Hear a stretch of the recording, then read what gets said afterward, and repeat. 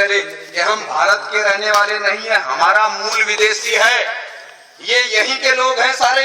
अगर ये मजबूत हो गए तो कभी भी हमें यहाँ से हटा सकते हैं, क्योंकि हमने अंग्रेजों को यही कहकर के हटाया है कि अंग्रेज विदेशी है, इसलिए विदेशी अंग्रेजों वापस जाओ। तो जब तक ये लोग कमजोर रहेंगे, मैं नहीं कह रहा हूँ, खुद पंडित जवाहरलाल नेहरू ने अपनी किताब में लिख रखा है, वहां से पढ़ करके मैं बोल रहा हूँ, बाबा साहब ने भी सारा पूरा धजिया उखेड़ी है इनकी।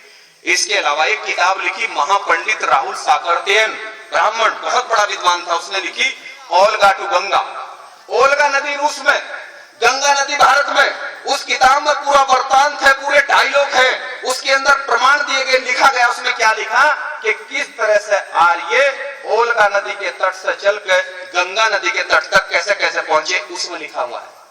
ऋग्वेद के अंदर, ऋग्वेद भारत की सबसे प्राचीन किताब है, जिसे ब्राह्मणों के बाप ब्रह्मा ने लिखा है। उस किताब के अंदर लिखा हुआ है, हमारे बड़ों का नाम लिखा है राक्षस, असुर, दानव, दैत्य, देशु, बंदर, गधा, कौवा, और ब्राह्मणों ने अपना नाम लिखा उसमें देवता, हंस। ठीक है ना, अपने ये इतिहास नाम बदल के इतिहास लिख रखा है। कभी आप किसी मुकालते में पढ़ लो ऋग्वेद, उससे प्राचीन किताब नहीं है भारत में, सबसे प्राचीन किताब ऋग्वेद है भारत की। उसके बाद फिर 3 वेद लिखे गए, उसके बाद उपनिषद लिखे गए, उसके बाद रामायण और महाभारत आई, उसके बाद भागवत गीता आई, और भागवत गीता के आने के बाद ही हमें भारत में चमार बनाया गया। उससे पहले केवल 4 वर्ण थे, ब्राह्मण, क्षत्रिय, वैश्य और शूद्र, 4 वर्ण थे, जाति बाद में बनी। इसलिए सम्मानित भाइयों, युद्ध में तो हम जीत गए, युद्ध में तो हम लोग जीत गए, लेकिन वो जो आर्य थे उनके 3 नेता थे। एक का नाम था ब्रह्मा, दूसरा विष्णु और तीसरा महेश। उन्होंने मीटिंग की और मीटिंग करके उन्होंने कहा कि युद्ध लड़कर हम इनके साथ कभी नहीं जीत सकते, इनके साथ मिल करके छल कपट करेंगे, तभी जाकर के हम इस देश पर कब्जा कर सकते हैं। उनके खुद के देश में अकाल पड़ गया था। अकाल किसको कहते हैं? अगर आज बारिश शुरू हो जाए और 3 महीने तक बारिश पड़ती रहे शुक्र ताल के आसपास, तो यही अकाल है, खाने पीने की चीजें खत्म। तो उनके देश में अकाल पड़ गया, औरतें, आदमी, बच्चे सब मरने लगे, तो वो भारत की तरफ चले। उन्हें पता था कि इस देश से सीधा आदमी कहीं का नहीं। इसलिए सम्मानित भाइयों, उन्होंने कहा कि भाई इनके साथ मिलकर होगा काम, ऐसे नहीं चलने का। तो वो लगभग 5-6 हजार लोग आए थे घोड़ों पर बैठ करके, और उनके साथ मुश्किल से 40-50 लड़कियां थी, और उन लड़कियों में सबसे सुंदर लड़की थी पार्वती। तो ब्रह्मा ने उसको कहा कि पार्वती तुम बात सुनो, अगर तुमने हमारा ये काम कर दिया तो हम तुम्हें भारत में देवी बना करके, जब तक इस देश पर हमारा कब्जा रहेगा तुम्हारी पूजा होगी, और मैं तुम्हारे साथ 8 लड़कियां और लगा रहा हूं, तुम 9 लड़कियां मिल करके, ये इनका लीडर है शंकर, अगर तुमने इसको अपने जाल में फंसा दिया तो हम भारत पर कब्जा करेंगे। इन 9 लड़कियों को ट्रेनिंग दी गई, इन 9 लड़कियों को ट्रेनिंग दी गई, और ट्रेनिंग देने के बाद ब्रह्मा विष्णु महेश हमारे नेता शंकर के पास लेकर आए, और जमीन पर लेट करके रोने लगे कि हमारे देश में अकाल पड़ गया और हमें कुछ दिन के लिए अपने देश में शरण दे दो, और जब मौसम सही होगा तो हम वापस चले जाएंगे, और उसके बदले में हमारी ये 9 लड़की आपकी सेवा में रहेंगी। जो हमारा शंकर था, जो हमारा शंकर एक पद था, जैसा आज कौन है? आज मोदी है प्रधानमंत्री, कल कौन थे? मनमोहन सिंह, उससे पहले नरसिम्हा राव, यानी ये एक पद है प्रधानमंत्री। तो उस समय हमारा द्रविड़ संस्कृति में, सिंधु घाटी की सभ्यता में हमारा एक पद था शंकर। शंकर कोई एक आदमी था, हमने वो नेता चुन रखा था अपना, वो था, अगर दिक्कत होगी तो फिर दूसरा बना लेते थे।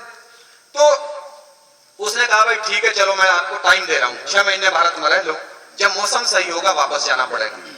तो वो जो 9 लड़कियां थी, वो घूमने के बहाने सिंधु घाटी के बॉर्डर से हटाकर, उन्हें अफगानिस्तान से हटाकर चीन के बॉर्डर की तरफ लेकर आई घूमने के बहाने, और उन्होंने यही हमारे पड़ोस में सारा काम हुआ। इस शहर का नाम भी लिखा महाभारत कालीन, क्योंकि कहीं आसमान में महाभारत नहीं है, सब यहीं की कहानियां हैं। हमें गुलाम यहीं आपके बराबर में बैठ कर बनाया गया। चीन के बॉर्डर से पहले है हरिद्वार, और हरिद्वार के नीचे है कनखल, उसी का एक छोटा सा कस्बा, उस समय गांव रहा होगा कभी। तो वहां पार्वती ने डेरा डाल दिया शंकर के साथ, और भांग धतूरा शराब और गांजा पिला करके इसको पागल कर दिया। और इस तरह से जब आर्यों को यह पता लगा कि हमारी लड़कियों ने काम सही कर दिया, तो उधर से आर्यों ने अपना घेरा डाल दिया। इस देश का नाम जम्बू द्वीप था, उन्होंने इसका नाम बदलकर तुरंत कर दिया आर्यव्रत। व्रत का मतलब होता है घेरा, यानी आर्यों ने घेरा डाल दिया। घेरा तो डलेगा ही जब जिस देश का नेता ही बेईमान उनके चक्कर में फंस गया और उनको शरण दे दी भारत में, और उसने अपने इतिहास को पढ़ने की कोशिश नहीं की, इस चक्कर में उन्होंने भारत में कब्जा कर लिया। कब्जा करने के बाद उनकी फिर मीटिंग हुई। हम लोग तो साल में एक बार आते हैं, और ये मैं आपको बता रहा हूं कि अगर आप रोजाना बैठ करके इस तरह से बात नहीं करोगे गांव-गांव में, तो 5-4 साल का समय है आपके सामने, मैं उसको रखूंगा आपके सामने। लेकिन पहले मैं ये कहानी आपको जरूर बताऊंगा, क्योंकि हमारे अनपढ़ तो छोड़ दो, जो पढ़े लिखे लोग हैं उनको समाज का पता नहीं है। उनको जिसने जो कह दिया, कोई दलित बताता है हमें, कोई हरिजन हमें बताने लगता है, कोई हमें नीच बताता है, और ब्राह्मणों ने सारी किताबों में हमें शुद्ध लिख करके नीच लिख रखे हैं। तो जब तक हम इसका विरोध नहीं करेंगे तब तक तो ये ऐसे ही चलती रहेगी परिपाटी। हम क्यों माने, देश हमारा है। हम तो इस तरह से, जब ये अंग्रेजों के खिलाफ आंदोलन चला सकते हैं तो हम इनके खिलाफ आंदोलन चलाएंगे कि देश हमारा। पूरी दुनिया का ये कानून बना हुआ है, हमने पढ़ा है, यूएनओ का कानून है, संयुक्त राष्ट्र संघ का कानून है कि कोई भी विदेशी किसी देश में केवल रह सकता है, नौकरी कर सकता है, कारोबार कर सकता है, लेकिन हुकूमत नहीं कर सकता। और ब्राह्मण भारत के अंदर हुकूमत भी कर रहा है, और धर्म का सारा काम भी उसने, सारी ठेकेदारी उसने ले रखी है, सारा कारोबार उसके पास है। जब कानून ये बना हुआ कि वो राज नहीं कर सकते, तो फिर इस देश पर राज कैसे चल रहा उनका? वो हमारी बेवकूफत और हमारी मूर्खता में चल रहा है कि जितने महापुरुषों ने आंदोलन चलाया, हम अपने आजादी के आंदोलन को छोड़ करके भक्ति के आंदोलन में शामिल हो जाते हैं, और इस तरह से वो भक्ति के चक्कर में हमारा सत्यानाश कर देते हैं। क्योंकि भक्ति का मतलब, भगत का मतलब हिंदी में होता है दास, और उर्दू में भगत का मतलब है गुलाम। और हमारी लड़ाई है मुक्ति यानी आजादी की लड़ाई। ये जो भक्त शब्द है और भक्ति है, ये तो ब्राह्मणों का शब्द है। अगर गुरु रविदास जी की जिस किताब में ब्राह्मणों की मिलावट ना हो, एक भी किताब आप मुझे ऐसी दिखा दे जिसका कोई राइटर ब्राह्मण ना हो, तो मैं आपका गुलाम बनने को तैयार हूं। क्योंकि मेरे भाइयों, उनका आंदोलन मुक्ति का आंदोलन था, आजादी का आंदोलन था। ज्योतिबा फूले का आजादी का आंदोलन था। ज्योतिबा फूले सैनिक थे बिरादरी से माली, उनके आंदोलन को काउंटर करने के लिए उन्होंने आंदोलन चलाया, मुक्ति का आंदोलन, सत्यशोधक समाज बना करके। तो एक ब्राह्मण था, उसका नाम था दयानंद सरस्वती, वो टंकारा का महाराष्ट्र का ब्राह्मण था। उसने तुरंत 50 ब्राह्मणों की बैठक बुलाई। उसने कहा अगर ये सैनिक का लड़का पूरे देश में ऐसे समझा देगा तो हम तो 3% है, ये ज्यादा लोग इकट्ठे हो जाएंगे, एक तरफ सारे लोग इसके साथ चले जाएंगे। उन्होंने कहा तुरंत आर्य समाज बनाओ। उन्होंने आर्य समाज बनाया और ब्रह्म समाज बनाया, और भारत में आंदोलन शुरू कर दिया। हमारे लोगों ने ज्योतिबा फूले का जो सही आंदोलन था, हम आजाद दिलाने वाला, उसे छोड़कर आर्य समाज के आंदोलन में शामिल हो गए। हमारा आंदोलन काउंटर हो गया।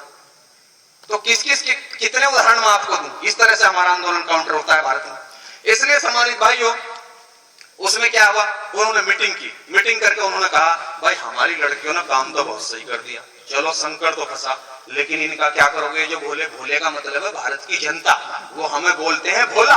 वो हमें भोला इसलिए बोलते हैं कि हम इतने भोले हैं कि 5000 साल से हमारा सत्यानाश कौन कर रहा, हमें आज तक यही पता नहीं कि हमारा सत्यानाश कौन कर रहा। हम भगवान को कह रहे हैं कि मेरी तो किस्मत बहुत गलत लिखी थी। अरे कोई भगवान हमारी किस्मत खराब नहीं कर रहा, हमारी किस्मत तो इन्होंने खराब कर रखी है, समझिए ना। इसलिए वो हमें भोला बोलते, वो तो सही बोल रहे हैं। एक बार हम एक मंदिर में गए तो हमने कहा भाई, अब हम जानते थे इसको, मगर पंडित जी ये बताओ, ये जो शंकर भगवान की मूर्ति है, इसके माथे में भी एक आंख है, ये क्या है? कहने लगे बच्चा इसे मत पूछो। जी क्यों नहीं, बताओ मगर इसके बारे में। कहने लगे अगर भोले ने आंख खोल ली तो धरती पर परले आ जाएगी। परले, अगर इसकी संधि विच्छेद करो इस शब्द की, तो पर का मतलब होता है पराई, और लय का मतलब होता है व्यवस्था। यानी अब उनकी व्यवस्था इस देश में, तो व्यवस्था पराई हो जाएगी। और अगर भोले ने आंख खोल ली तो व्यवस्था तख्ता पलट हो जाएगा, परले आ जाएगी। तो इसका मतलब क्या? भोले कौन है? हम। और यहाँ क्या होता है? दिमाग, बुद्धि। तो उनको ये डर है कि जिस दिन इन भोलों की बुद्धि खुलगी कि हमने इनका सत्यानाश कर रखा, तो ये भारत में आंदोलन खड़ा करके हमें भगा सकते हैं। इसलिए उनके संकेत हैं, उनके संकेत हैं। जितने देवी देवता और जितने उनके सारे देवता हैं, किसी के गले में सांप भी है शंकर के अलावा, शंकर के गले में सांप है, ताकि ब्राह्मण का बच्चा भी पहचान ले, अच्छा सांप। सांप क्या? नाग। उसके गले में क्यों डाल रखा? क्योंकि हम सब लोग नागवंश के हैं, ताकि अगर कोई ब्राह्मण का लड़का या लड़की आए तो वो तुरंत उन्हें देखकर पहचान लगा, क्योंकि उन्हें अपने वंश का पता है। गधे तो हमें पता नहीं है, उनके तो 7 साल के बच्चे को भी पता है कि वो किस नस्ल के लोग हैं। उनकी नस्ल अलग है और हमारी नस्ल अलग है। वो अपने इतिहास को जानते हैं, हम अपने इतिहास को नहीं जानते। वो तो उसका सांप देखते ही पहचान लेते हैं, अच्छा ये आदमी हमारा नहीं है, क्योंकि वो हमारा आदमी है, क्योंकि नागवंश के लोग हमें, तो उन्होंने बता रखा है नागवंश का साथ इसने हमारा दिया था और यो आदमी हमारा नहीं है।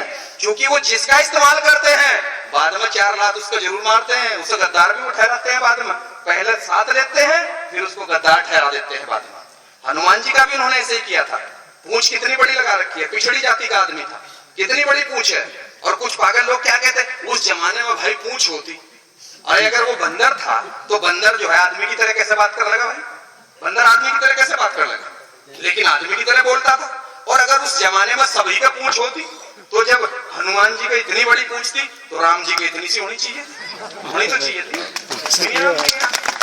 तो ये तो हमारा बना रखा है, इन्होंने बहुत अच्छे वाला बना रखा है। इसलिए सम्मानित भाइयों, उन्होंने ब्रह्मा ने कहा कि इनका इलाज भोलों का मैं करूंगा, और ब्रह्मा बैठ के लिख कर लेकर के कलम, और कलम के मामले में ये कसाई है। बाबा साहब ने लिखा है कि ब्राह्मण चेहरे से भोला होता है लेकिन दिल से कसाई होता है। और जब वो कलम उठाता है, अंग्रेजों ने भी लिखा है, W.B. जॉर्ज अंग्रेज ने लिखा है कि जब ब्राह्मण कलम उठाता है तो वो उससे लोगों को अधिकार वंचित करता है, वो सबको अधिकार से महरूम करता है, वो किसी को अधिकार नहीं देना चाहता, अधिकार वो अपने पास रखना चाहता है, बाकी सबको वो गुलाम बनाकर रखना चाहता है। जब भी वो कलम उठाता है तो ब्रह्मा ने कलम उठाई और कलम उठा करके उसने लिखा ऋग्वेद, और ऋग्वेद लिख करके उसने कहा पूरे देश में डोंडी पिटी कि भाई यह किताब भगवान ने लिखी है। अब भगवान कौन, हम समझ रहे कि भगवान ब्रह्मा उनका बाप था, उनका नेता था, जैसा हमारा नेता शंकर था उनका नेता वो था। कि भाई उसने भगवान ने किताब लिख दी और इस किताब में जो लिख दिया जो सबको मानना पड़ेगा। अब उस किताब में उन्होंने क्या लिखा, उसमें उन्होंने लिखा पहले नंबर पर ब्राह्मण होगा और इसका काम पढ़ना और पढ़ाना होगा, दूसरे नंबर पर क्षत्रिय होगा, इसका काम हथियार रखना होगा और देश पर राज करना होगा, तीसरे नंबर पर वैश्य होगा, भारत की सारी जमीनें इसकी होंगी, जमीनें हमारी थी, जमीनें सारी बनियों को दे दी। अगर इस देश में अंग्रेज ना आते, मुगल ना आते और बाबा साहब संविधान न लिखते तो चाहे जाट हो या गुजर हो या कोई हो, 1 इंच जमीन किसी के पास नहीं थी, सारी जमीनें ऋग्वेद लिख करके बनियों को दे दी गई थी। गांव के गांव, अब से 300 साल पहले गांव के गांव बनियों के होते थे। और जो पुराना आदमी यहाँ बैठा होगा, जिनको थोड़ी सी भी समझदारी होगी, उनको पता होगा कि ये तो आजादी से पहले तक सारा का सारा जमीनें तो बनियों के हाथ में थी, जबकि जमीनें हमारी थी सारी। इसलिए सम्मानित भाइयों, उन्होंने तीनों ने काम ले लिया। एक ने पढ़ने लिखने का काम ले लिया, एक ने राज करना ले लिया और एक ने सारा कारोबार ले लिया। और जो हम इस देश के असली मालिक थे, जिन्हें वो भोला कहते हैं,